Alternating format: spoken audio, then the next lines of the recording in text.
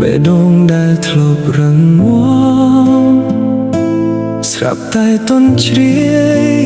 មិននិយាយស្ដីរូបភាពមួយសន្លឹក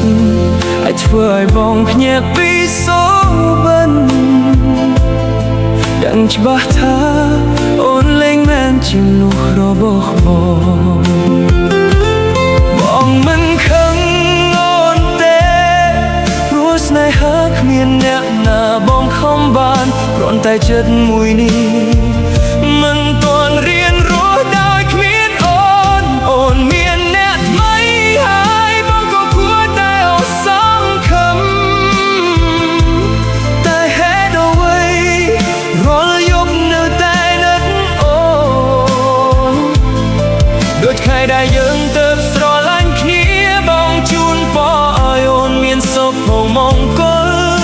ទោះណានៅក្បែរអូនមិនមែនជាបងបើក៏ចាប់ចេញរបស់ប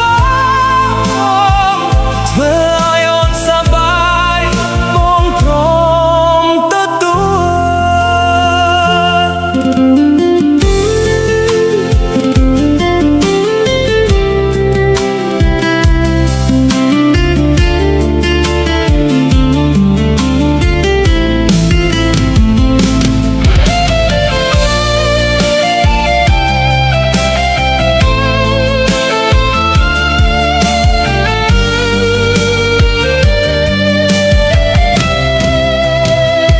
ពេលវេលាដើរទៅមុខតែអនុស្សាវរីយ៍នៅ